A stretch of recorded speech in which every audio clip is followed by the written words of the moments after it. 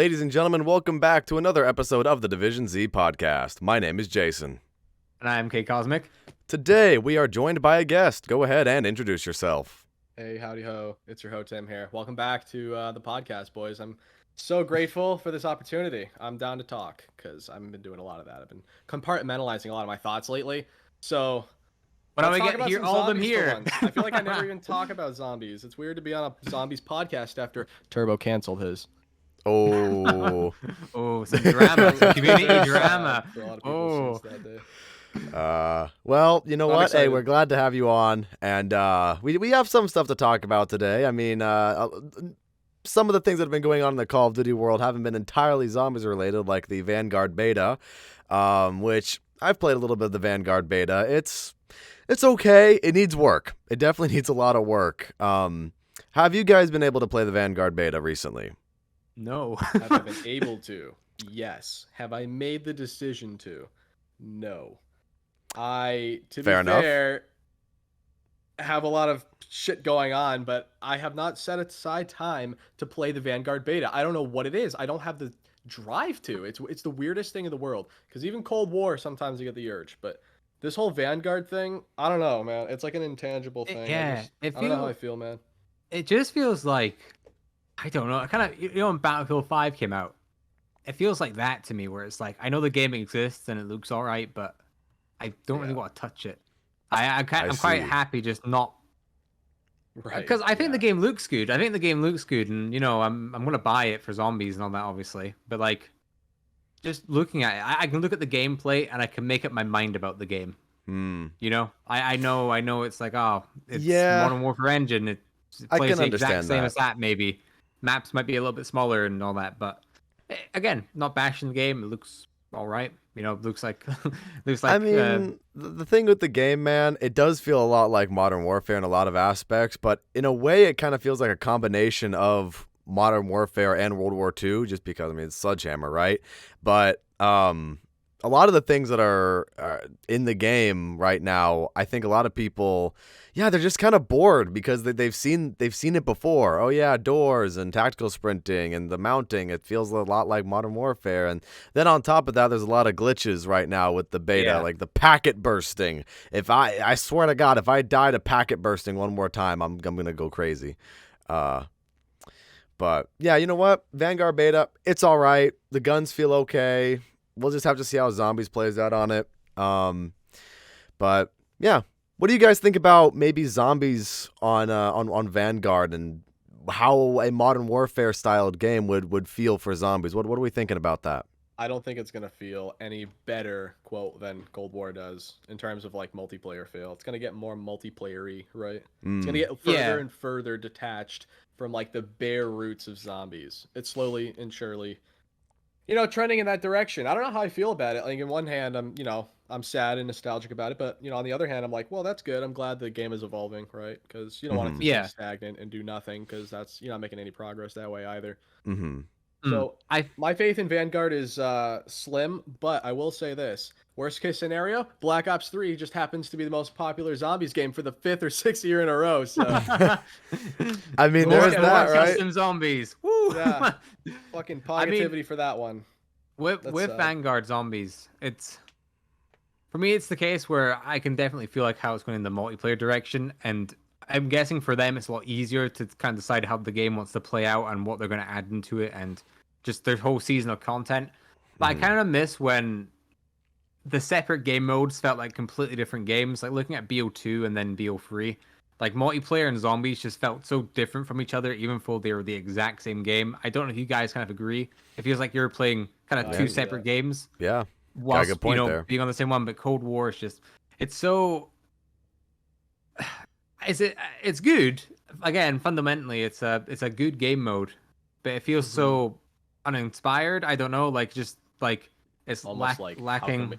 It almost feels like Call of Duty is getting to the point now. It's like, how can we make this the most profitable, right? It's like, Exactly. That's it. How can we get as many like numbers into this mode? Like, it doesn't really matter how good the mode really is anymore. I'm not implying that Cold War is bad or that Vanguard will be bad, but I'm just saying, like, if we're gonna be honest, zombies it seems like it's not nearly as focused on anymore. I could be totally wrong, but it's definitely all about Warzone, or at least it was until everyone stopped playing that. And then it was all about multiplayer for obviously kind of forever. Zombies is, I mean, it had a lot of like Black Ops 3 was a sort of the golden age where there was a lot of communication and Zombies was getting a lot of attention, but kind of beyond Black Ops 3 and like I guess 4, if you want to count that, like we really haven't had much of that, and we still don't, in my opinion. I feel like the start of 4 had it, Black Ops 4, and then after that point is where it just completely it just hit the fan. Yeah. Well, see, exactly. That's the thing that's so weird about that too, is because I mean, you had the studio broadcasts, right, for Black Ops 4 and Black Ops 3, like revealing the new DLC packs and things like that, and like the new operations rather for Black Ops 4. But you know, it's like we have that for Black Ops Cold War as well, but I just feel like not a lot of people bother or watch that anymore. And I don't know, what shifted? What shifted in people's mindsets to, you know, not really care so much about those broadcasts, because they are still trying to get fan interaction, absolutely, with the game, trying to tell everyone, hey, look, this is the multiplayer maps, you know, have fun. But it's just because Call of Duty has just been kind of, you know, certain aspects of it have been kind of pushed to the wayside, like, you know, zombies or things like that. I mean, the thing is, the reality of the situation is Warzone, I think, is still their cash cow. Just because, I mean, the majority of players, even though a lot of people are still upset at Warzone just because of the, you know, no anti-cheat and things like that, it's still making them the most money. It's still generating the most traffic for them. So they're gonna tailor things and put packs in there for Warzone, and you know they'll have their Cold War packs in there too for the people who still play Cold War. But I feel like a lot of people mainly use these for Warzone a lot of the time. And that's the thing. Zombies just kind of gets put on the back burner a little bit for a little bit worse, to be totally honest, because I mean, it's not like we don't have content in Black Ops Cold War. It's not what I'm saying at all, because I think we do. I think there is a lot to do still in the game, but you know, could there be more? Would I like more? Absolutely. But you know what? I've kind of gotten to the point where it's like I'm happy with what I have right now. I don't want to be complacent, but at the same time, I appreciate what I have. Kind of a weird ramble that I just went on there, though. But what do you guys think about that? Because those are just kind of my thoughts about it. Fortnite did it. It's the Fortnite fundamental. Is extremely culpable here. I think Fortnite, with its battle passes and everything, sort of set a very good trend for the gaming industry in terms of making money. You know, in terms of like becoming a big economy. But for the gamers' sake, I mean, I just don't like. To be honest, I think video games at large are just becoming like kind of meh. Like it's not even like a Call of Duty thing anymore. It's like ever since Fortnite and it's like hyper sort of focus on like battle passes and getting like cosmetics and shit like that. I feel like ever since that big boom, which was I guess in like 2016, 2017, whatever the hell. Yeah, 2017 I think. 2017, 18. I think 18, yeah. Yeah. And I guess Black Ops, like Call of Duty was definitely big into microtransactions as well. So there's culpability to go around for everyone, but definitely. I think Fortnite definitely set that trend more so than anyone else with its boom. And I think now that the market is so saturated, now that everybody's doing it because that's how you keep up, it's like, well, now gamers at large are kind of like over it. Like a lot of video games don't really hit the same because a lot of them have different agendas now. It's not always really about the game anymore. I think we could all agree on that. It's not. It's not so much a dev team making. I mean, they're passionate about the game, but you get these bigger companies that are kind of forcing them to implement systems where, okay, well, this is good, but how does this make us more money? You know? Right. And I feel like as well, since Fortnite, games have just lost a grind factor completely because everything's behind a paywall. I think going from Black Ops 3 all the way to like Black Ops 4. Yeah, Black Ops 4. As much as the games were kind of pay to win, at least you could actually grind the games out and actually unlock stuff and not have to pay for it. Now it's like you have to pay. You're not going to get this unless you give us money. Give me money or you're not going to have fun, basically. Exactly. That's the thing, right? It's kind of a double-edged sword if you think about it too, because on the one hand, you know, everyone doesn't like loot boxes and supply drops where you have to spend God knows how much money to get the thing that you want.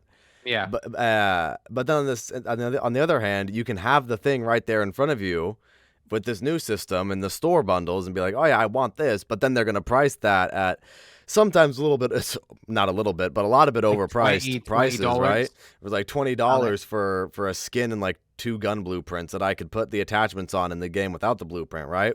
But like, you know, I don't know. It's a double-edged sword because on the one hand, we got rid of supply drops, you know, and people are happy about that. But then on the other hand, people just don't like the paywall. People just don't like things that you have to pay for extra in the game. Like taxes, like they're inevitable. Yeah. Like death and taxes, like those are the only two knowns in life.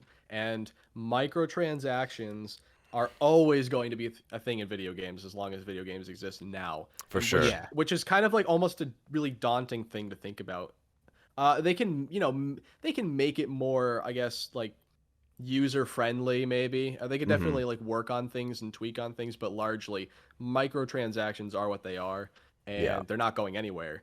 And they're going to get more and more manipulative as well because they're just getting smarter and smarter and doing more and more research, I would imagine. Right. And like really picking apart human psychology when it comes to video games. I mean, you ever hear those crazy stories about games like Candy Crush, like mobile games, how they just manipulate people so much with the colors and the noises and like the, you know, they're like almost like, I think they're like scientists that literally design, they're engineers. They specifically engineer these apps to be addicting and to get the worst out of an addictive personality. And I think video games now, like, I mean, mobile games have kind of always been like that and have always had a bad reputation, but I think that's kind of pouring into pretty much all of gaming now, like across everything, I think.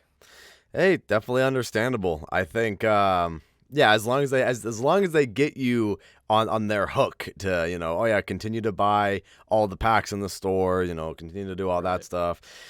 It's just a never-ending cycle, right? And I think, you know, it's just not gonna stop. I was gonna say something else. I don't know how to put this into words, but like what I'm trying to say is like because this is still going on and because people are so willing to do it, it's not going to stop. But on the other hand, you know, the people will complain that this is what's wrong with the game, but then they'll still buy into it at the same time. Right. Yeah.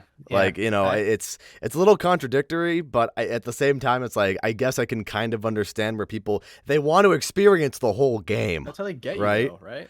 Because they know you're going to buy it. Right. They know it. Yeah. And you're going to do it, and then they're going to make more money, and then they're basically looking us in the face and be like, what you going to do, bitch? You going to not buy our game? Pretty much. You're too interested to not buy our game. You're going to buy our game, believe us. Pretty much. So we do, and then it's like an abusive relationship. It's like, it's just, I mean, it never ends, right?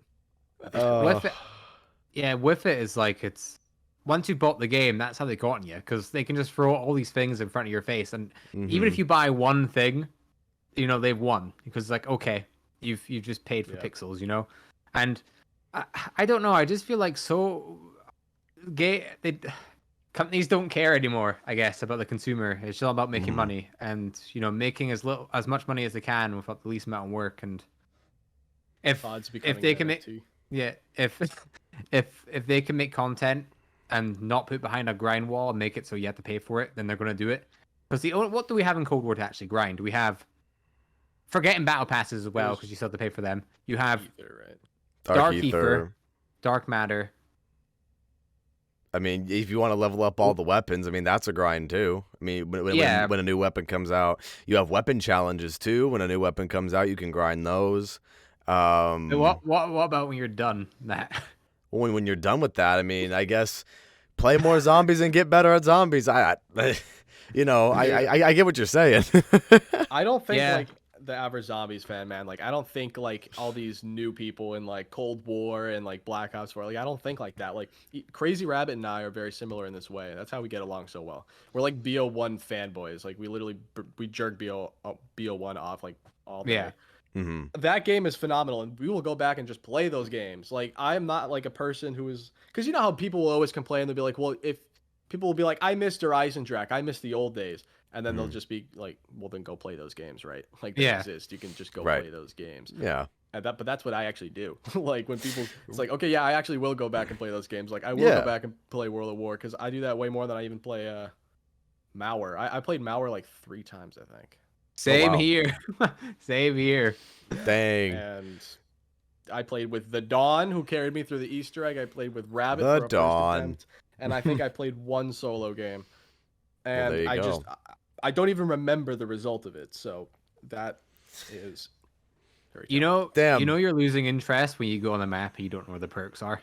That's what I realized. Right? Because Wonder Fizz. Yeah, that's it. Like I jumped on yesterday to get gameplay, and I'm like, fuck, where's Speed Cola? Where the fuck is Speed Cola? I haven't experienced this for so long. When Mauer came out, like I didn't even feel the hype, and even going back to the older games, because that's what I've been doing as well. Like going back to BO1, BO2, man, it's just fucking nostalgic and fun to go back. And it's before a time where companies were pushing such like agendas to make money, you know. I don't know. As much, here's the thing, right? As much shit as Transit gets, I'd much rather play Transit than I would, I don't know, maybe Mauer. As of right now, at least. I 100% agree with that. Yeah. Again, Mauer is a better map. It's map quality has nothing to do with it. Yeah, it's just the fact going back to simpler time, you know. Like it's something I miss. Exactly. Something I miss, and you know, I don't know. There's just something about BO2, BO1 going back and just enjoying the experience. Mm-hmm. You know, even on solo, you can play co-op if you want, but on solo, when you're just playing the maps, like, wow, this is when Zombies was good. This is when Zombies was really good. And yeah, even in BO4, you'd be like, yeah, yo, where's the tonic machine at, guys? But in Cold War, it's just like you don't even need to know where any of the perk machines are. You seriously don't. It is pretty crazy. Know where the Wonder Fizz machine is, and it's like the Wonder Fizz machine. Think about it. When it was introduced on Origins, it was basically the equivalent of the mystery box just for perks, and that was the concept of it. And the reason why there was even an incentive to use it is because there were, you know, Wonder Fizz exclusive perks like like PhD, you know, I think Deadshot and whatever else there was, Cherry, I think. So that was the incentive to even use it in the first place. But now it's like, well, it's gotten to this point where it's like, well, you can literally just get anything. There's no like Wonder Fizz exclusive thing anymore. So you're just basically just tracking down that one machine, and that's it. And, you know, I think it all boils down to, at the end of the day, that Cold War was designed mainly for a newer audience and for newer players to try to grasp zombies on a fundamental level, because if new players are going to be coming into the Dark Ether storyline, which is the new version, or the new Ether, because we got recurring themes from that, you know, these new people are going to be coming in. They're going to be learning this game for the first time, and the game is totally different, but at the same time, there are similar mechanics to previous games. But, you know, you got salvage, you got the arsenal, you got different pack-a-punch tiers, and the different way to put your ammo mods on your weapons. Like, it's a very different game. There's a lot to it, but it's simple. It's like a simple, how do I explain this? It's simple, but there's a lot to do with that simple that I think a lot of new players will be able to pick up easily. So I think with the Wonder Fizz being all the perks are just there, you know, well, that I think really caters to the new players for sure. Yeah, I have I just thought of this right now. I'm also thinking, like, so back in the day, a perks location would be very, very crucial to the design of the map. You very much want to like spread them out and make you know, you want to like work with the spacing. And now that I'm thinking about it, if there's like in Cold War, for example, now that you're quite literally eliminating the use for those perk machines because you have the Wonder Fizz, you're actually sort of inadvertently affecting the spacing too, because you're eliminating what would be a valuable part of the map in a lot of scenarios. Like, for example, if there was only a jug machine and it was not in the Wonder Fizz, that part of that map, jug would add value to that part. And now that's being stripped away entirely. So, and I think that's one of the main reasons why Mauer's design is getting a lot of shit right now, is because it's very much just kind of like find that one machine, and the rest of the map, all the spacing that like the perk machines would add value to, all just sort of disappears, right? Like it affects the spacing. It's a very interesting point. I haven't heard it put that way before, and I mean it makes sense because, you know, I mean, I still like to run around the map, and I still like to buy perks at my perk machines. But, you know, when I don't, like, for example, Death Perception doesn't have a perk machine right now, I go to the Wonder Fizz. Or if I don't feel like going all the way down to the subway to get Mule Kick, right, then you just go to the Wonder Fizz. But then that even proves your point further, because then there's no reason for me to ever go back down to the subway to get Mule Kick or Elemental Pop. And exactly.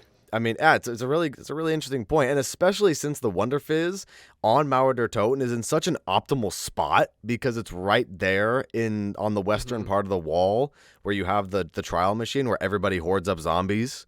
So the eastern part of the map is like kind of useless then, right? You could make the argument for that. That's a good point. What do you guys in the comment section think about that? Because I've never heard that put that way before. I think the old perk machines used to definitely affect the way people would move around the maps. You would see them, they'd be bright, you'd hear the jingle, and it just added value to that part, and you'd be like, okay, well, so this part of the map matters, so like I need to come here at some point if I need this. But when that is stripped away, obviously it's just like useless space. What do you think about it? I mean, very interesting. A good example that's like buried with Jug being right in the corner area. I think with that play, because Jug's is in such an important spot that if you get caught in that corner, you get punished for it, if you get what I mean. Yeah. And with Mauer and all these recent maps, I feel like the perks aren't placed in such positions where it's like, oh, it doesn't matter where I go because again, you have Wonder Fizz just sitting behind you or some other method of getting it. I don't know.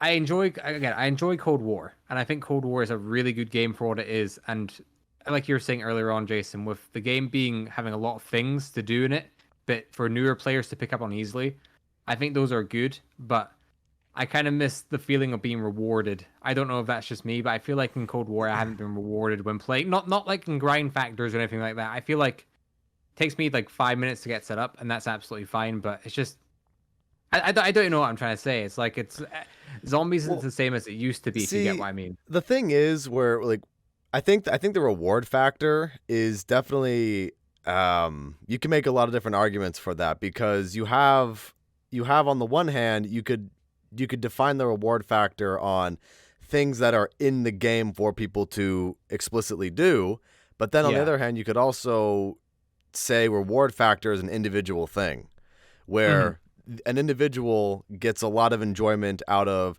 like me personally, I get a lot of enjoyment out of going into a map and doing a challenge and then, getting a high round on like a no power challenge or something like that. That's where I find a lot of my reward. And then, with Dark Ether, I find my reward with that. So in a way, there are things in the game that inherently, okay, every single person can grind this and feel rewarded with this. But, I feel like a lot of the times, and zombies, I think, has always been a game mode where the individual does something with zombies. Whether the individual decides to do the Easter egg, a high round, a speed run, whatever it is, and then we kind of create our own reward factor. So I feel like you can make two separate arguments for a reward factor. But if we're talking about the reward factor, like what Treyarch puts in the game for players to do, I mean, there are still some things to do. It's zombies, right? I mean, I feel like even in Black Ops 3, it was just camos. Black Ops 4, it was just camos. Black Ops Cold War, it's camos. Weird that, but then there's also weapon challenges in Black Ops Cold War Zombies too. So you jump into Outbreak, you jump into Mauer, and you do a weapon challenge. So you could argue that Black Ops Cold War has one little extra thing that some of the other games don't. It's quite odd, like thinking back to older games where they didn't reward you as much, but in a way, you feel like they did. Oh, and sorry to interrupt real quick. Daily challenges too. That was in Black Ops 4 and Black Ops 3 too. But like daily challenges, I think in Black Ops 4 and in Cold War are the best versions of the daily challenges because in Black Ops 4 you got the crates that you could use at the black market to pick whatever weapon you want.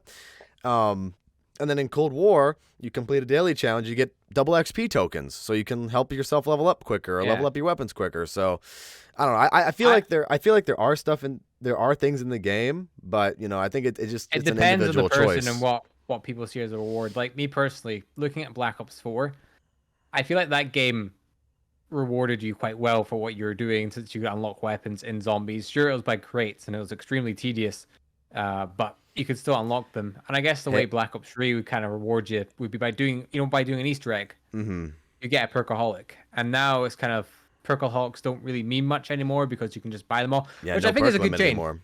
I think it's a good change. I don't know what you guys think about it. I quite like being able to buy all my perks, but I can definitely understand the argument that I'm absolutely happy with no perk limit.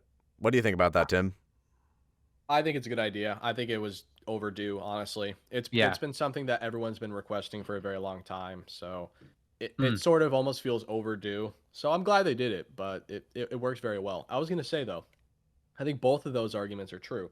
I think on one hand, the micro sorry, what were we just talking about right before the rewards. The rewards. Okay.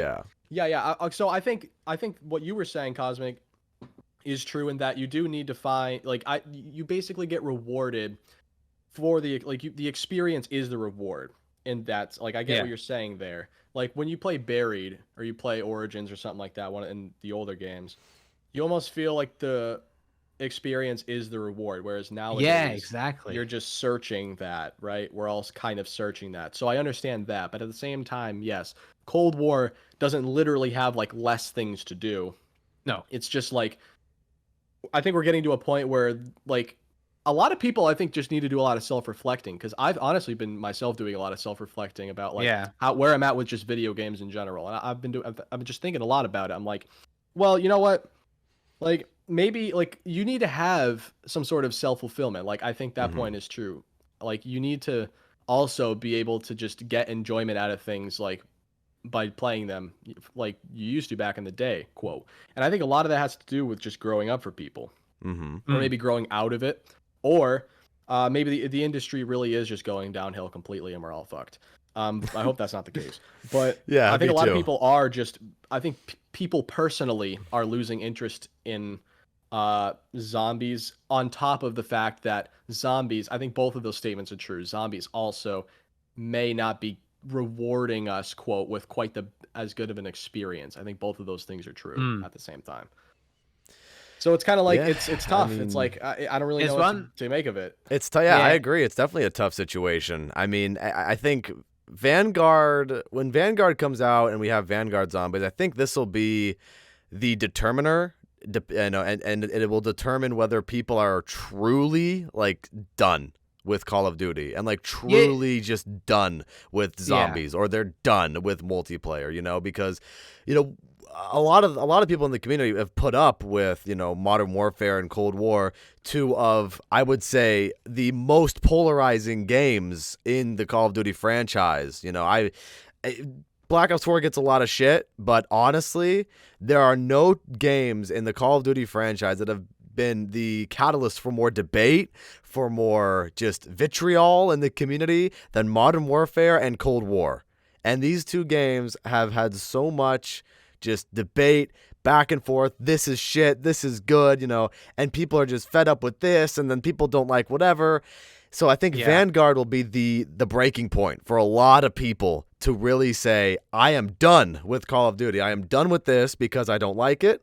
And the people maybe who want to stick around for the ride a little bit longer, they'll be like, all right, yeah, I'll go a little bit further. But the point I'm trying to make is, because potentially gaming is in a kind of a weird spot right now, a lot of people could be potentially moving away from Call of Duty, especially because we have Battlefield 2042 coming out, and we have Halo Infinite coming out as well as serious contenders of Call of Duty this year, unlike the previous years. These are really serious contenders this year, and I know we hear it every year. Oh, Battlefield's not going to outsell Call of Duty because XYZ and whatever. I don't know.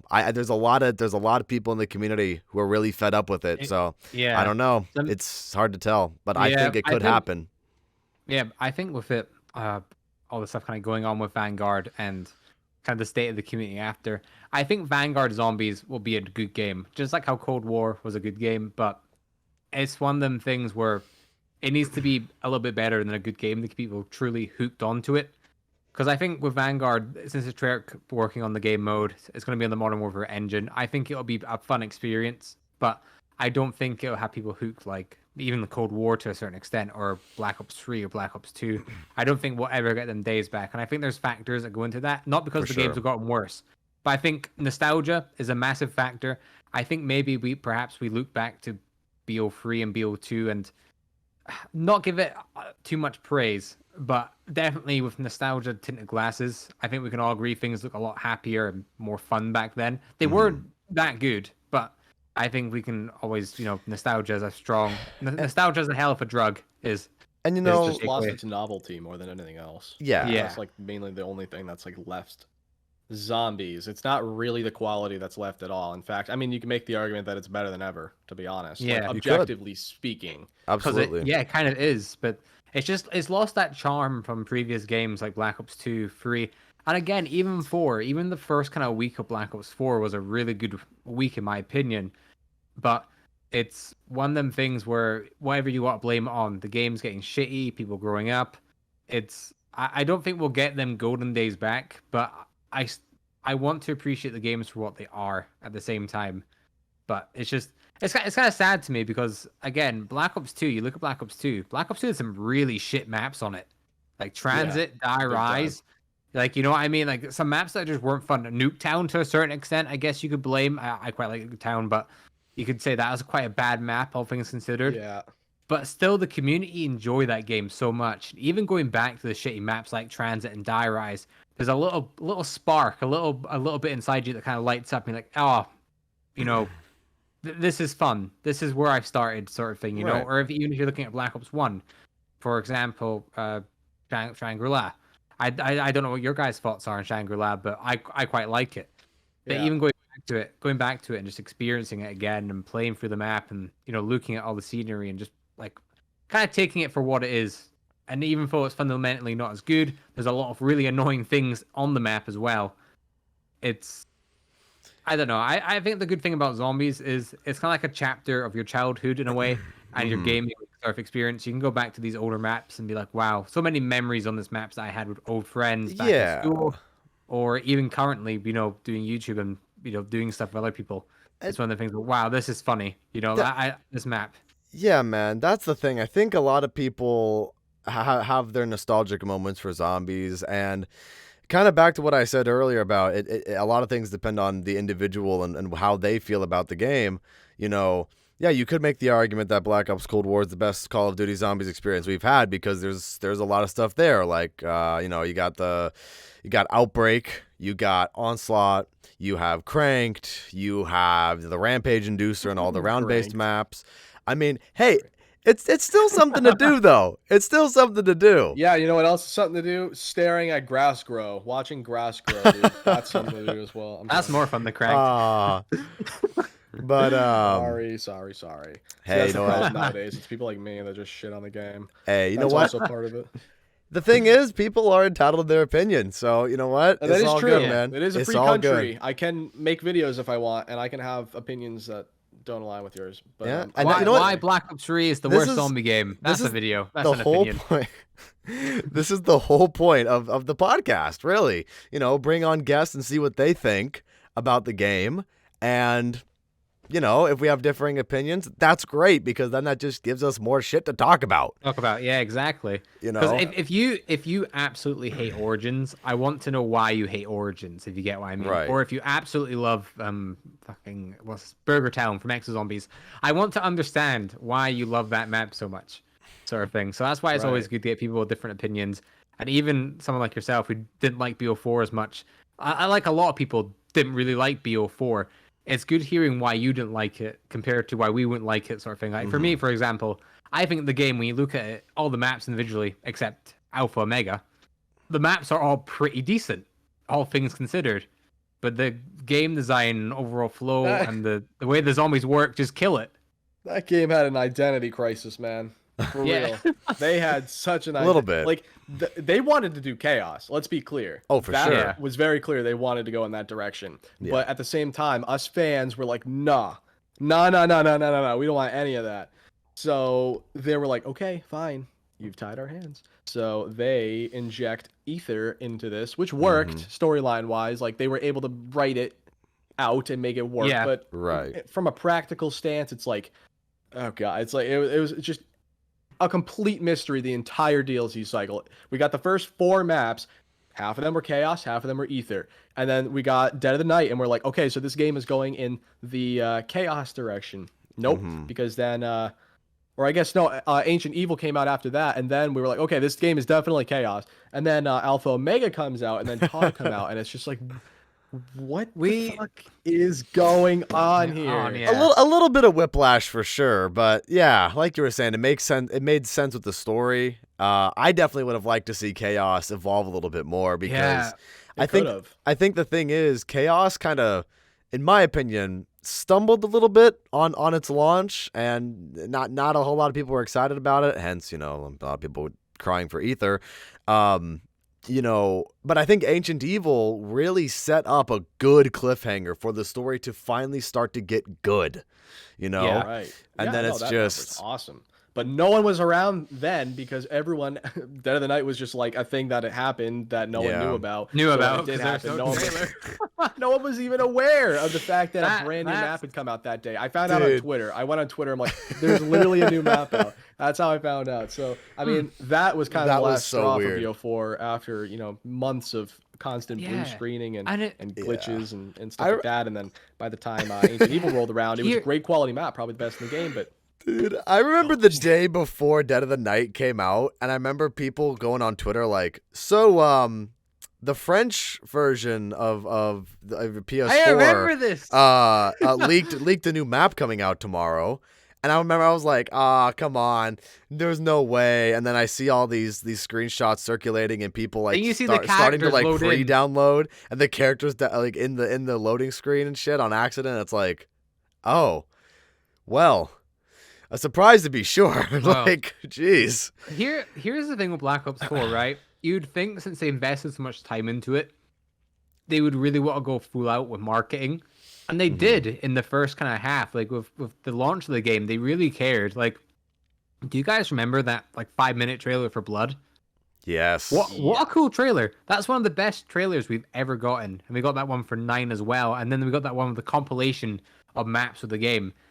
And then Dead of the Night just half the community didn't know what happened because there's no indication. Especially because it was the celebrity map too. Yeah, exactly. And since it's in like such a cool theme, like a mansion, you'd really want to double down on the marketing and like the whole atmosphere of the map. Oh my god.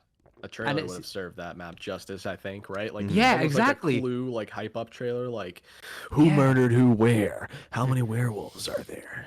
Yeah, exactly. There you go. And the thing is, as well, they made a really cool music video for it. Oh yeah. I don't know if you guys ever seen that really cool music video. Mystery is a cool song. Just upload that, like just straight up, like just that would have worked. The intro cinematic could have worked, right? Even that. How awkward was it though?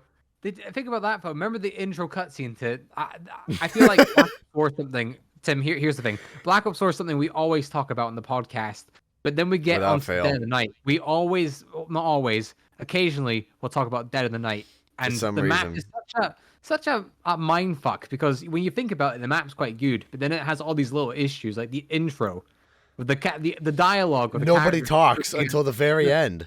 I mean, it feels like, I don't know. To me, it feels like someone should be talking. Like, yeah, it feels awkward. It feels so awkward.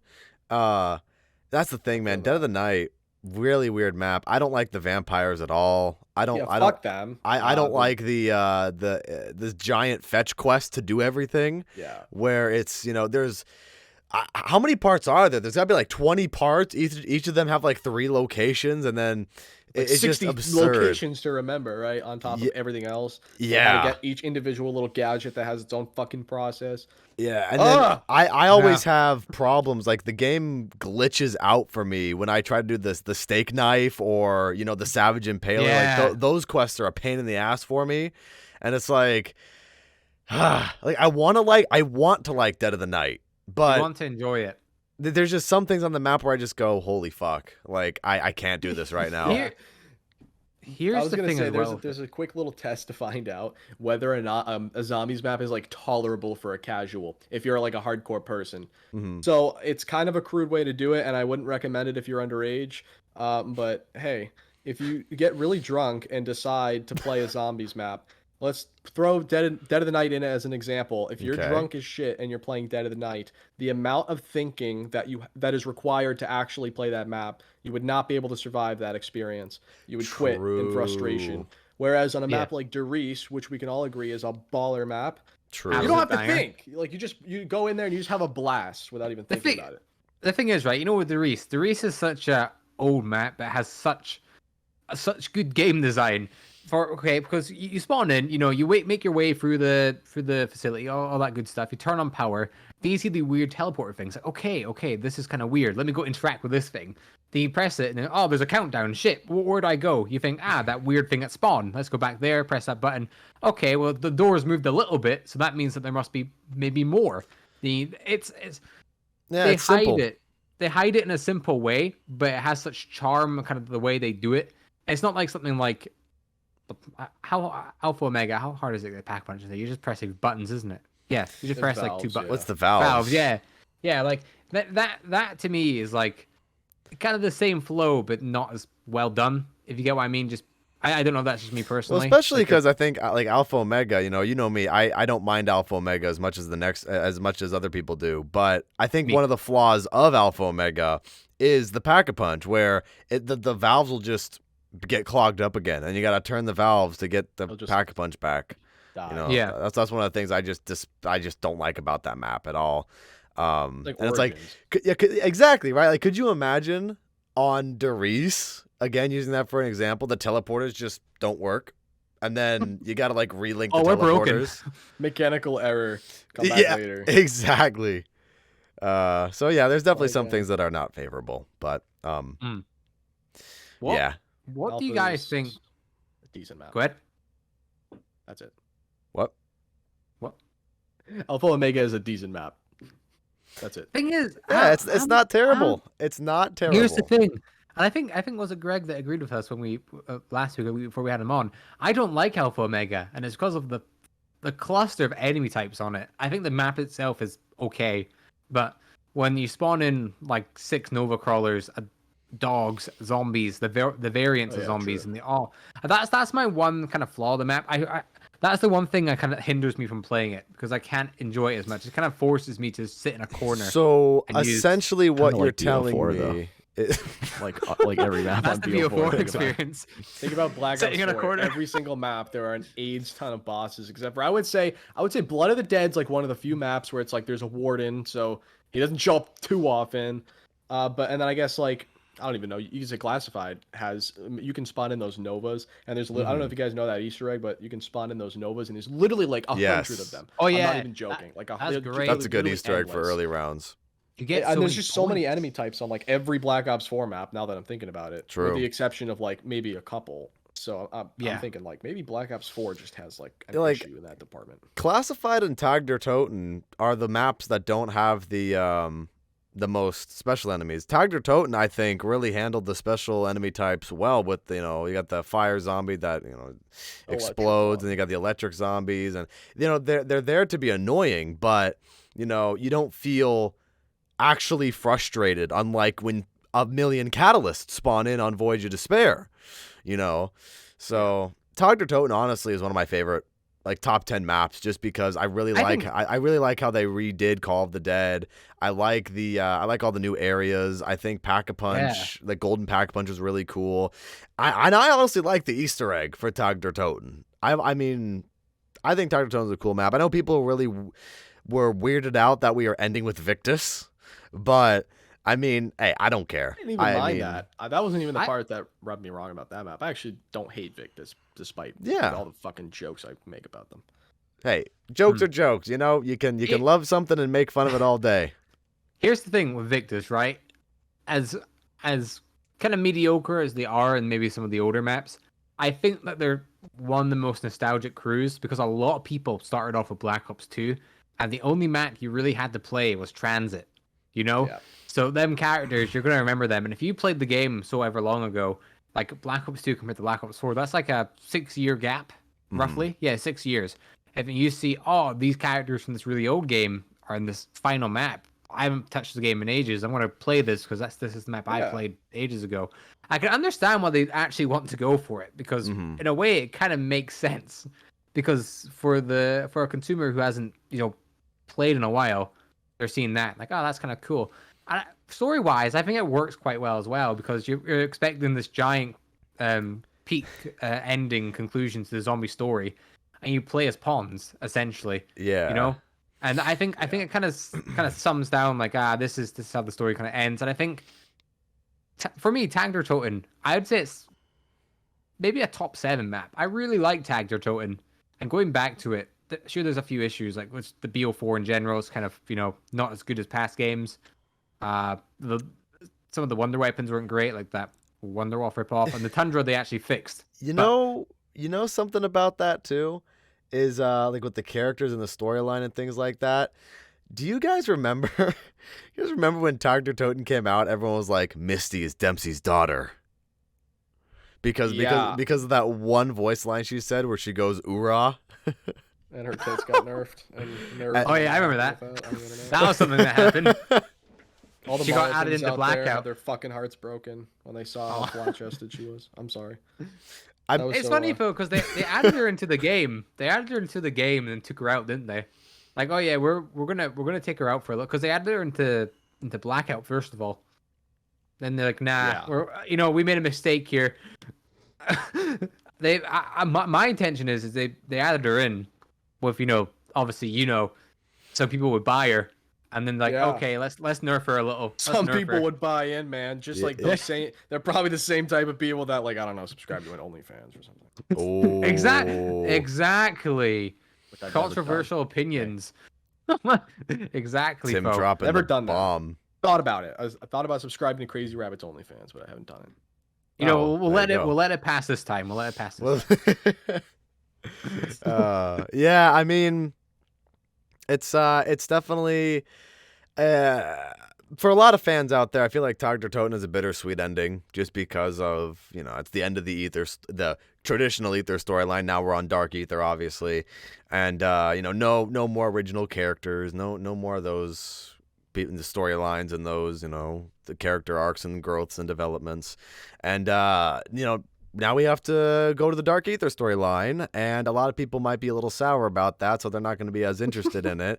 Sour. That's a nice adjective. It's probably a little generous, I would say. I agree. I think a lot of people are fucking butthurt, and they can't accept the story ending. No, I agree. I tried to put it gentler. Yeah, no, but it's a good thing because it's gonna strengthen our memories of those older crews, and we're just gonna look back on them even more fondly than we do now. Whereas, like, how it looks when a TV show runs way longer than it probably should, and it just gets worse and worse, and it gets just watered down further and further. If these characters are in every map forever, they're eventually just going to become whack, right? Like, especially since the voice actors aren't immortal. I mean, poor Tom Kane. I mean, think about what happened with that. Like, he's unable to do voice work, I think, now. That's so sad to me. I mean, the guy, he's a voiceover legend, to be honest. Yeah. I mean, not just Takio, but numerous other roles in the voiceover world. I mean, I think even if you just watch cartoons or you play video games, I think you know who Tom Kane is, or you've listened to Tom Kane's voice at least once in your life, because he's just all over the place, and he's so prolific.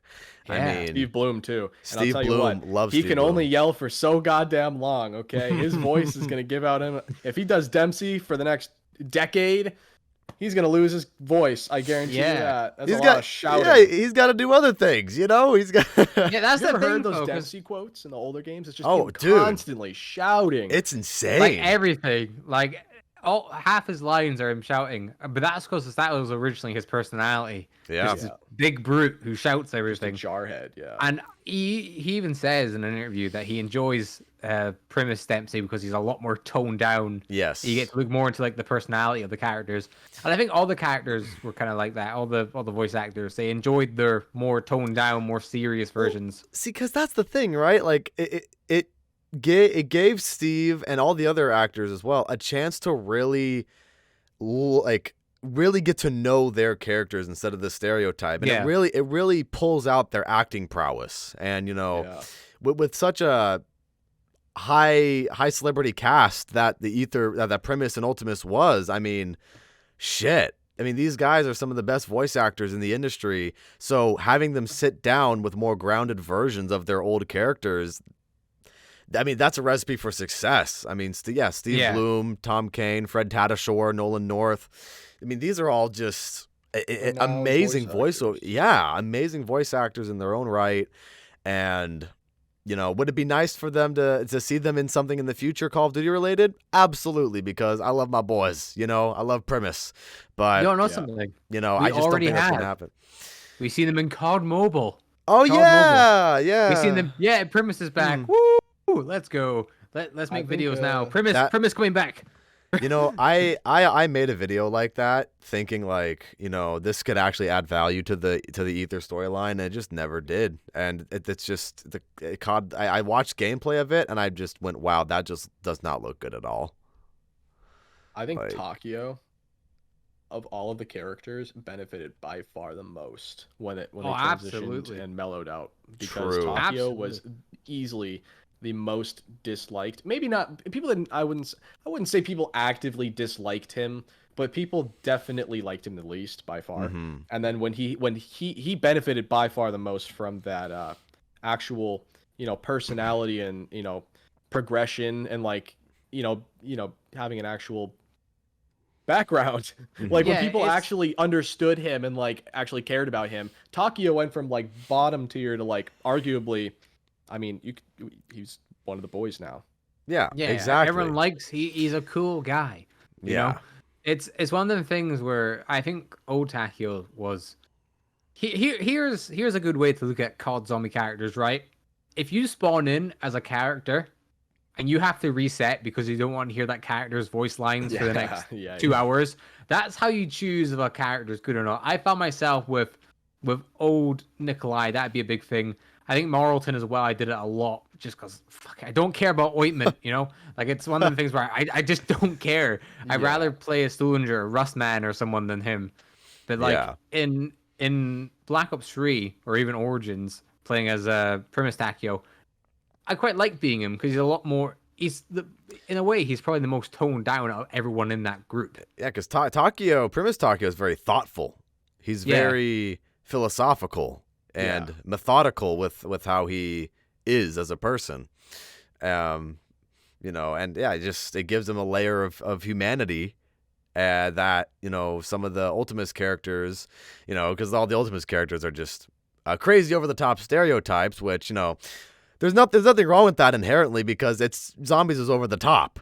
Richtofen got away from that the earliest, I would say, though, because the rest of those characters kind of got shafted in terms of like actual progression, actually developing a background. Because everything was about Richtofen forever. Yeah. Oh yeah. I was gonna say because Ultimus Richtofen's pulling all the strings, and because you got to look at it this way. Richtofen was one of the main characters in the progressing story in BO2 without actually even being there. Right? Like sure, like with Transit, Die Rise, and Buried. I think people are a lot more focused on taking Richtofen's side, all things considered. I don't know about you guys, but I don't. I feel like you can choose either Richtofen or Maxis' side. Right. I would think choose Maxis Richtofen. is easier for Transit, so that's why I chose Maxis. That's why you chose your path. You chose your path. Yeah. Like, and it's just, I'm glad that Black Ops 3 and 4 happened, because in a lot of ways it took a lot of the focus off Richtofen and more into the other characters as well, by having their own individual maps where they kind of focus on their own stories. Like, sure, Black Ops 3 story was kind of predictable after Rise and Drac. Basically. We're going to go here and kill this person. And then here. And then we're going to go over here and kill this person and then take their so.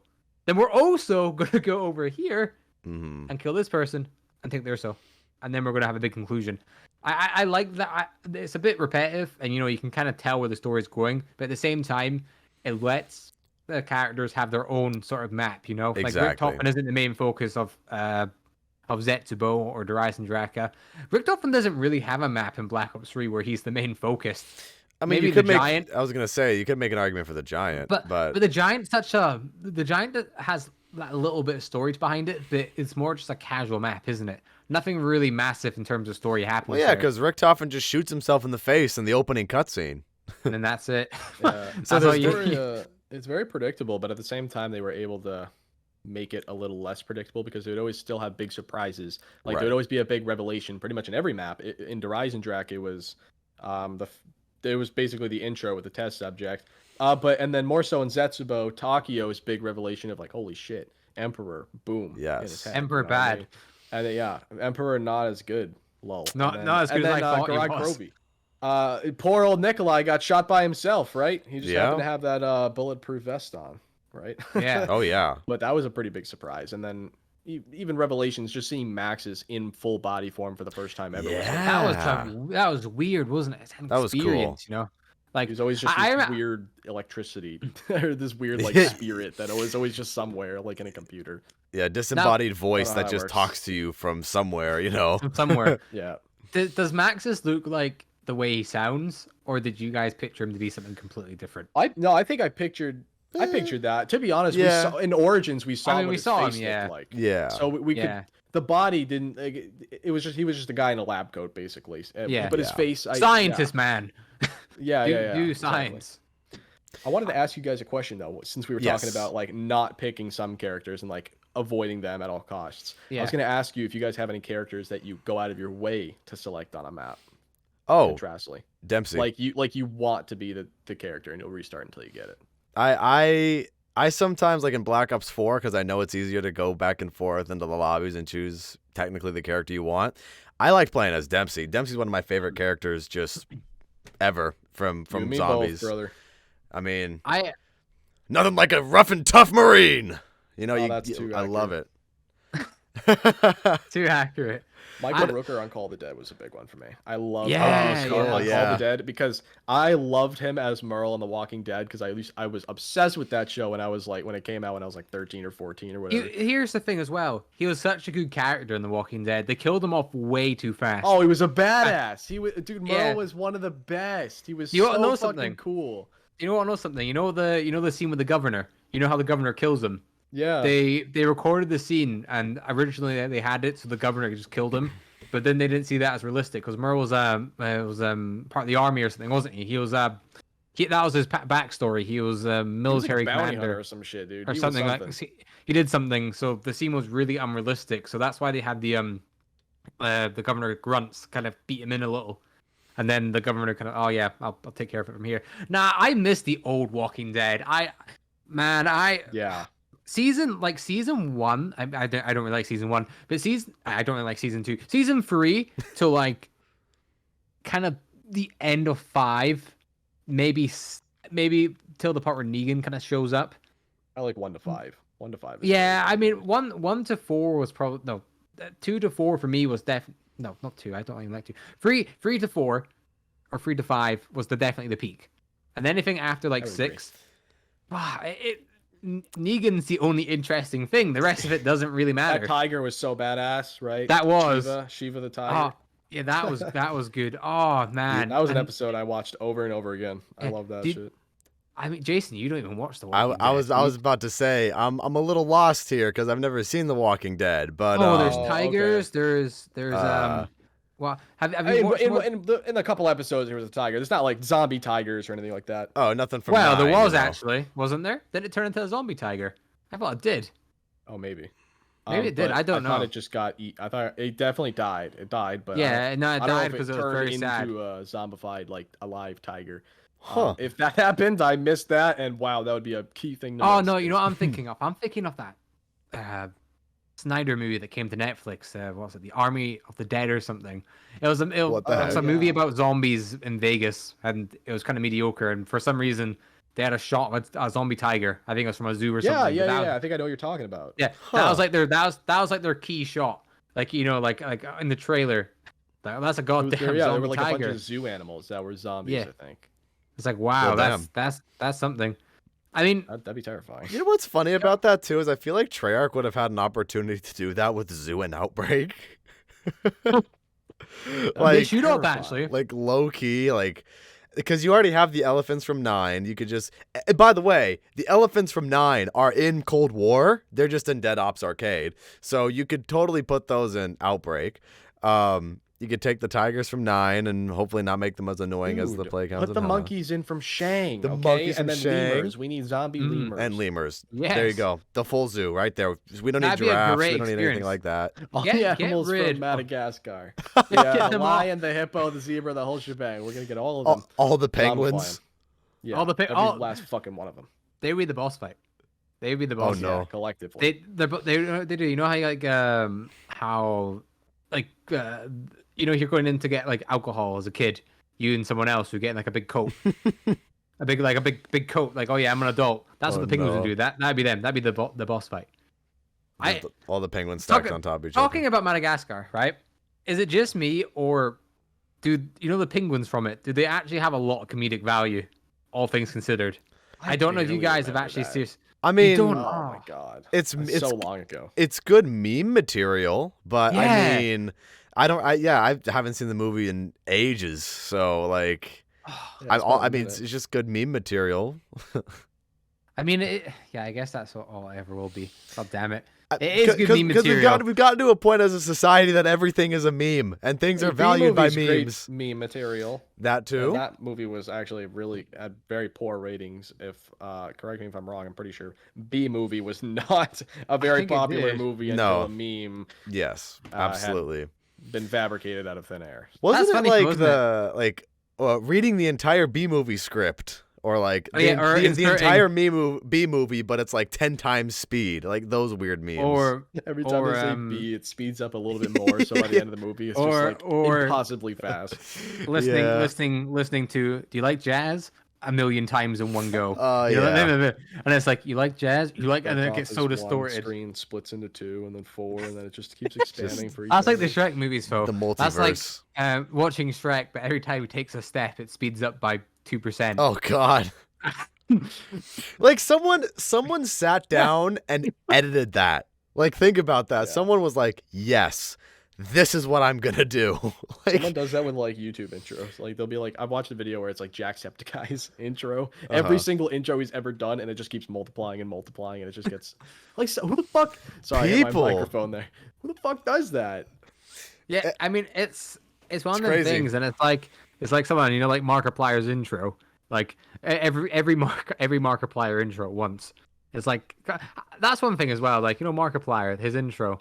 That's a meme, like, and it's an intro. It's funny, and it's funny in the context. It's a really good movie for meme material. Have you guys ever watched Megamind? Long time ago. I don't remember anything. It's such a good movie for meme material. It's what's it? Maybe I don't want to be the bad guy anymore. Remember that one? No, you don't. Fuck's it. Go watch Megamind. You guys hear, and then Monster vs. Aliens. That's another one. God damn, dude. That was so bad. It was unwatchable. There was a period, right, of all these movies coming out, like Monster vs. Aliens. It's like, what the fuck is this? Yeah, they're so bad. Like, you're right. There was like a I don't know what was happening in the movie industry during that like 2 to 3 year stretch where they were just coming out with the worst movies conceivable. Yeah. Monsters vs. Aliens was kind of like the poster child of that era. God, that's a movie. That one came out. That's like nightmare fuel, to be honest, and a fever dream. You forget it exists once you remember it. Once you remember it exists, you fucking remember all the memes and the guy playing the keyboard. Yeah, that's weird, though. I feel like, especially us, we're all around the age of 20, right? Jason, you're 20, 21? 22. Well, you're 22 now. My bad. It's your birthday a little bit ago.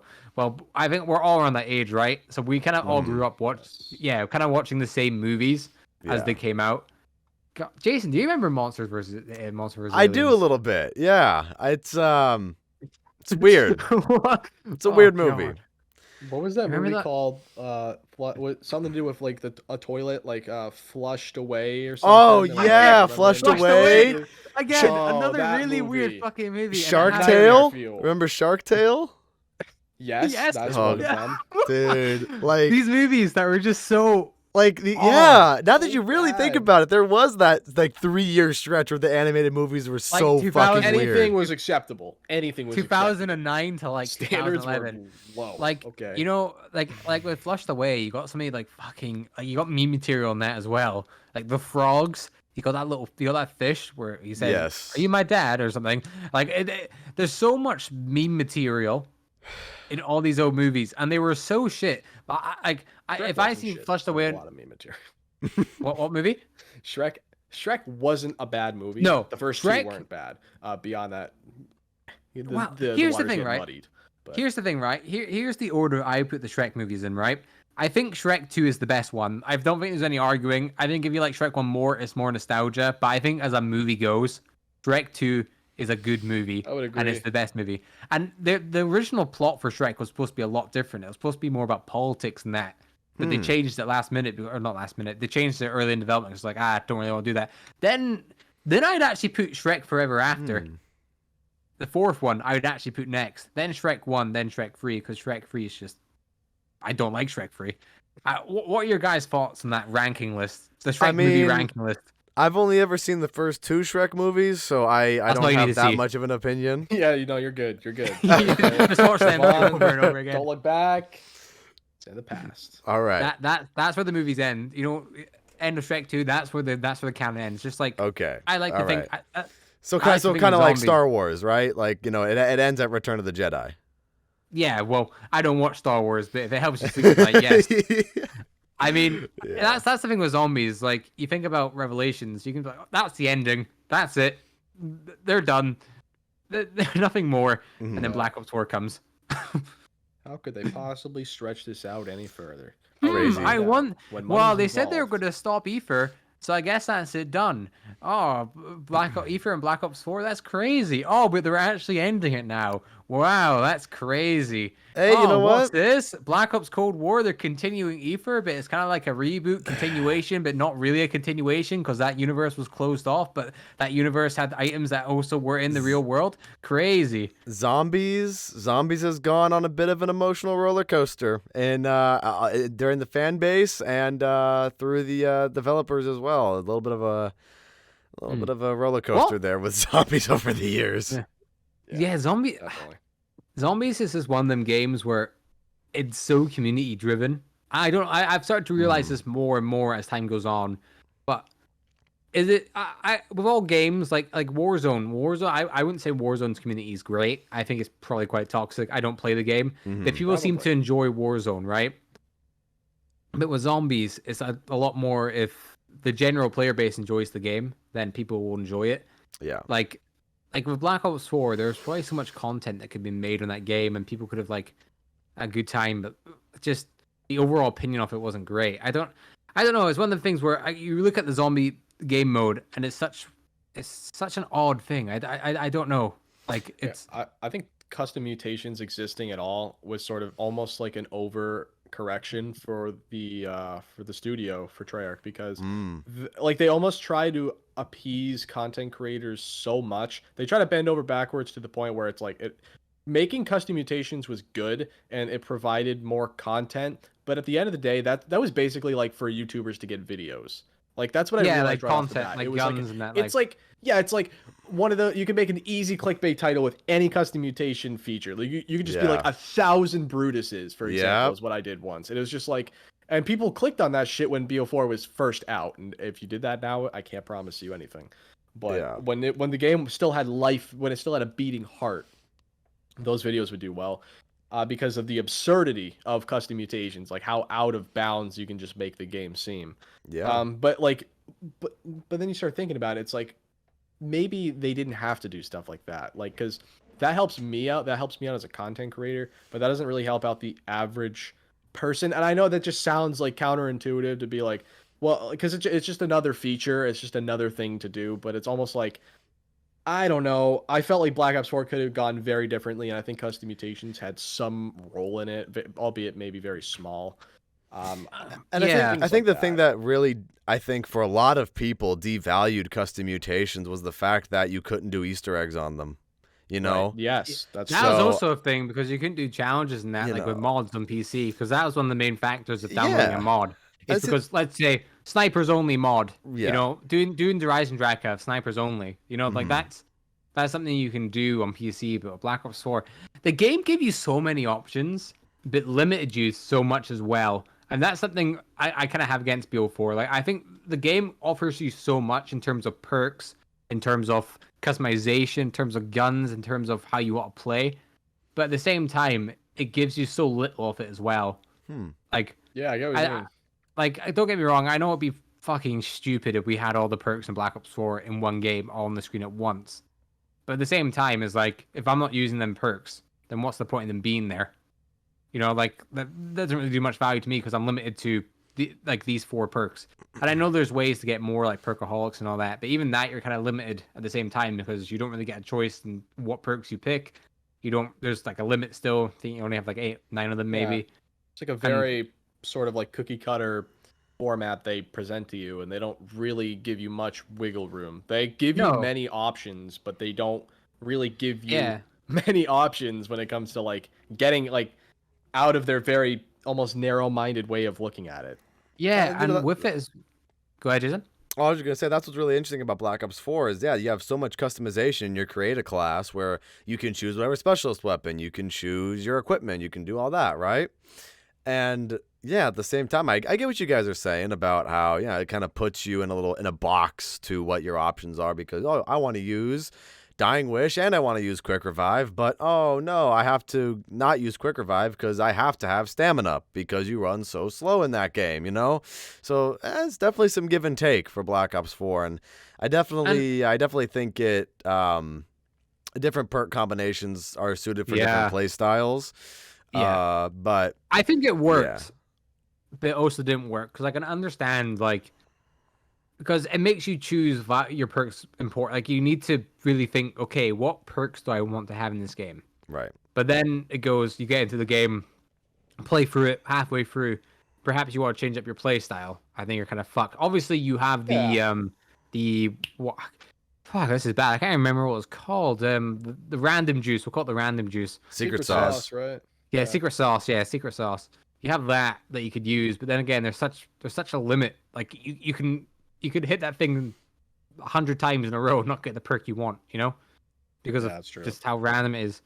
It's no in-game variety. You can't change your mind on site, exactly. Like, if you lose all your shit and you're like, you can't have that moment where you're like, maybe I should use a different strategy. Maybe I should tackle this differently. You no longer have that choice because you are stuck to what you had predetermined before you got into the game. You want to know something as well? One of my biggest things with Black Ops 4 as well is not biggest thing, it's just something that really annoyed me, is obviously when you're creating a class and you could pick your special grenades, obviously the ray fires were the best thing in the game, right? They killed infinitely, they were really good, and you take them on high rounds because they could kill a horde if you wanted them to.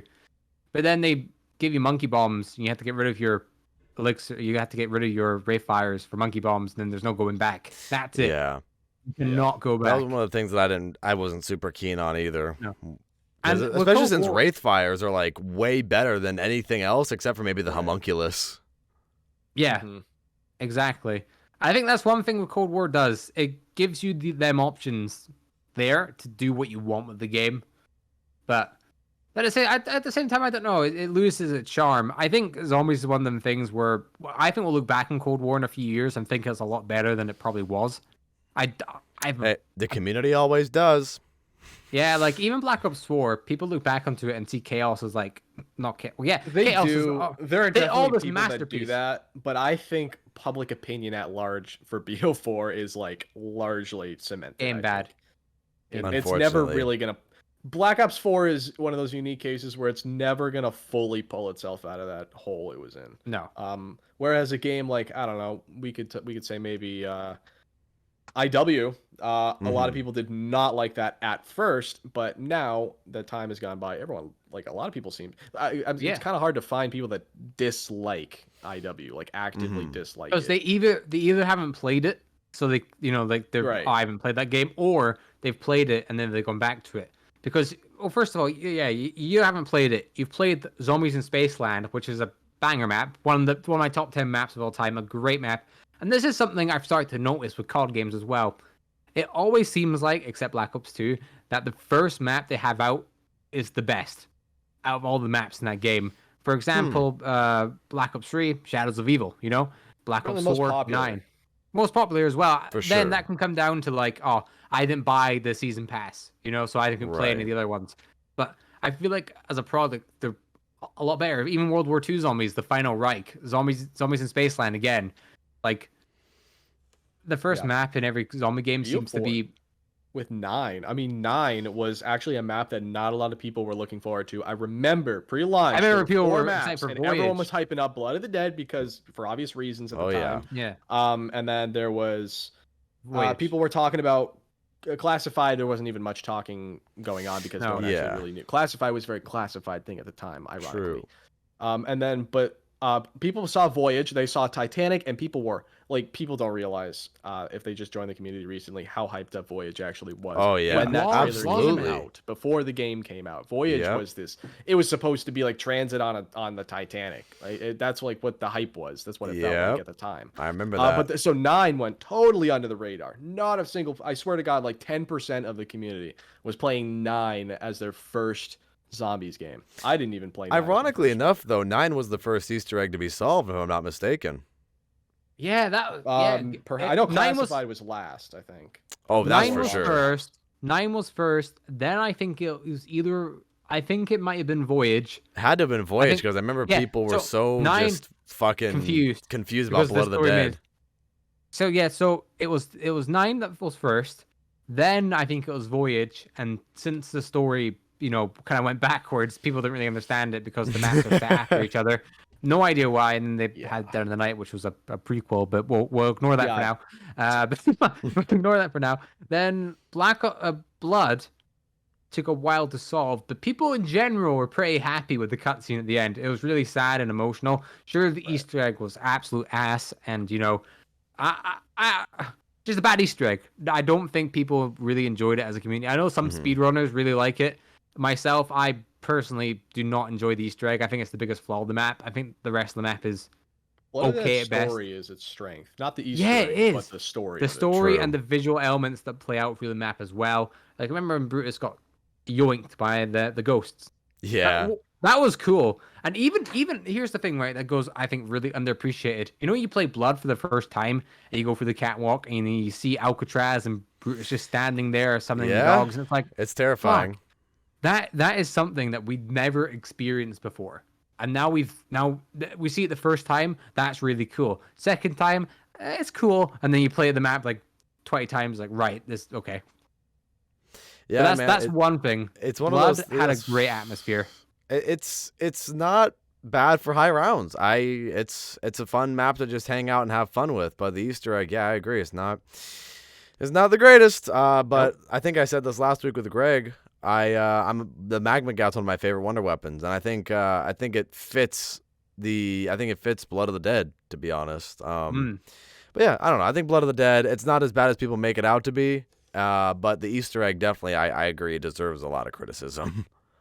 Yeah, I love 9. I think 9, in my humble opinion, is the best launch map BO4 had. I love 9 so much. I think that, and I think Ancient Evil is also probably the most underrated map ever. Ancient Evil's great. Quality is really kind of like, it's basically as good as it's just as good as Horizon Drac is when you think about it. It's just as good as like an Origins. The only difference is I would say is it's in Black Ops 4. Right. I think that was really that was the key difference. Like if you swapped Horizon Drac and Ancient Evil, let's be honest, folks, wouldn't look great if the roles were reversed. That's just me being a BO4 hater anyway. That'd be interesting to see, though. Imagine playing Horizon Drac on BO4. That'd be weird. That'd be interesting. That would feel weird. Liked. Oh yeah, absolutely not. Absolutely not. Ancient Evil would be like basically it would be DE. It would literally be just Horizon Drac. Like that. It would just be what when we think about that time period and we're thinking DLC 1 like Horizon Drac, that would just be like Ancient Evil. Like that's what it would have been. But unfortunately, wrong place, wrong time. Unfortunate. And I feel like that is the unfortunate tale of Black Ops 4 as a whole sometimes. So much potential, and it met some of it for sure. Though I don't want to. That's why I feel bad making that video where I just dismantled BO4.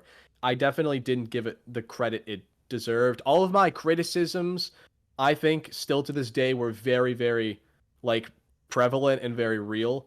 But I think what I didn't do was give it all of the credit it probably deserved, because it deserved a little bit. Like it deserved a decent amount. It just didn't nearly meet its expectations as well. Well, yeah, and I think it comes down to and personal preference too. That's my opinion, and that's not everyone's opinion as well. Right. That's the thing again with zombies, which is so good and in a way I guess so bad about it. Not so bad, but it's people have their different opinions about the game mode, and it's such variety to it that someone could absolutely love Transit. I love Transit because it's big, It's foggy. It takes a while to get set up. And that's someone else's polar opposite. Like, I hate transit because of how big it is and all that. That's what I think is good about zombies. Like, you get people that absolutely adore Black Ops 4 and hate Black Ops 3, and then vice versa. Again, the more popular opinion is, Black Ops 3 people love, and then Black Ops 4 is like, it's kind of bad. Yeah, I think the community is definitely I know I said Cold War and Modern Warfare are the most polarizing games, but before that, before Modern Warfare and Cold War, it was definitely Black Ops 4. And then before Black Ops 4, World War II. And then before, yeah. And then before World War II, Infinite and then Warfare. you could, it's a trend at this point, but honestly, I still see to this day that people are either defending or hating Modern Warfare to the grave. So I feel like Modern Warfare definitely set a different I don't want to say precedent, but it set a different mindset in people's minds when it comes to Call of Duty. Here's a little test. Both of you rate Modern Warfare out of 10 right now. So you're not talking about the entire series. You're just talking about just 2019. 2019, yeah. I'm gonna just take this with a grain of salt. I really did not clock in much playing time on that game. I would give it like a 7 out of 10. Yeah, I'd honestly have to agree with that. I mean, I definitely played a lot of Modern Warfare. I really enjoy Gunfight, one of my favorite game modes ever, which, by the way, by the time this podcast goes up, everybody sign up for the Ultimate Gunfight Tournament happening this Saturday. That's going to be really fun, hosting another Gunfight tournament. I really like Gunfight. I think, some of the multiplayer maps are really good. It's just, some of the mechanics that I personally don't really like that much. Like, it sounds really silly, but like doors and like opening the doors and, people closing the doors and camping behind the doors, not really the greatest thing for me. Mounting is kind of annoying too. Just, not great, not bad. It's, it's decent, I think. It's different. It's different to the average. Because I think we've called the foundation of it as an arcadey first-person shooter. Modern Warfare is like... They tried to go with the realism and the grit. It's like, this is a realistic game. All these past games, they were realistic, but not as realistic as this. Mm-hmm. We got mounting and doors. Which, that's great, right? For something like campaign. But I don't know, multiplayer, and because I detest camping and campers, because that's what I die to 9 times out of 10 of the time.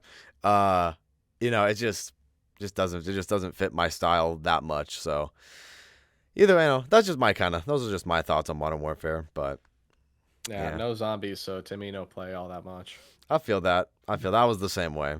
I didn't play it too much until I decided to get into Gunfight a little bit more, and then I just was like, all right, Gunfight's pretty great. When did I start YouTube? I don't even think. When did Modern Warfare come out? 2019. 2019. Right? So yeah. So I don't think I played. Maybe I did actually. When did all the Black Ops Cold War stuff come out? Was that like March time, or was it far? No, it was far after. Black Ops Cold War that started in like August of 2020. August, yeah. So I don't even think I did YouTube at that time. I don't think I did YouTube or anything when Modern Warfare came out. So for me, I didn't buy Modern Warfare for a good I didn't even buy Modern Warfare. My girlfriend bought it for me. I think it was just because she wanted to play it, and you got that cross, the cross play thing with Xbox. You can my home Xbox. I think she wanted to play it, so she bought it for me as a gift. So, I mean, the time I had a Modern Warfare, didn't mind it. Yeah. Really didn't mind it. But I think to a normal fan, I don't know if it was the best experience, to a casual. I wouldn't say it's bad.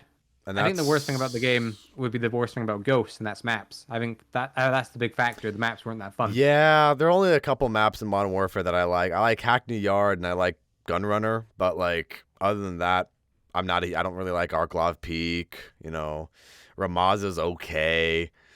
It's whatever to me. Yeah. But yeah, long story short, for this episode of the podcast, I think Call of Duty right now is in a really strange spot, and only time will tell to see what happens and to see if anything lives up to the test of time compared to some of the older games, or see Call of Duty evolves for better or for worse. Like I said, we're kind of in a weird time right now as a community, but you know what? We can only hope. We can only hope that things are good. And they're not I'm not saying things aren't good now because it's objective, but you know, I still want to see some evolution. I want to see some more good things happen, and I'm looking forward to Vanguard Zombies, you know. So it's definitely something to look forward to. I will see it. I'll believe it when I see it when it comes to like the quality of it. Right. But it's definitely something that I think everyone should give a chance for sure. I agree. Because if you don't, then you can't really criticize it. Right? Absolutely. I agree with that. 100%. Well, guys, that was a really good episode of the podcast. I think we talked about a lot of things. We covered a lot of interesting topics. Covered a lot of ground. Oh, Yeah, yes. we did. Covered a lot of ground with this episode. Modern Warfare, Black Ops 4. Again, we talked a lot about Black Ops 4. It's not an episode of the Division Z podcast without talking about Black Ops 4 at this point. Is that a recurring staple theme for on this Oh, podcast? yeah. oh yeah. It's Absolutely. been like we'll be talking about something completely different, and then one of us will be like, "Oh yeah, so like Black Ops 4." And it's just And then that just spirals into a whole just- like you spend like 20 minutes talking about Black Ops 4. it just Like, oh wait, goes. we're supposed to be talking about this update. Yeah. Yeah. Yeah. Well, anyways, ladies and gentlemen, what was your favorite part about episode 62 of the Division Z podcast? Feel free to share your thoughts in the comments. And speaking of thoughts, do you guys have any oh my god, I can't speak. Final thoughts. Final thoughts. Fortnite killed gaming. We did make that conclusion. That was something. Zombies is just about okay. It's very good but very bad at the same time. And Malware needs to get rid of its Wonder Fizz machines so that perks are valuable again. And finally, if you don't like BO4 zombies, you probably have the right opinion. There we go. Wow. Probably. All right. Well, there we go. Those are your final thoughts for this episode of the podcast. What was your favorite part? Feel free to share your thoughts in the comments. And with that said, thank you all so much for watching. We will see you all once again on the Division Z Love you. podcast Bye-bye. very soon. Bye Peace now. out. Bye.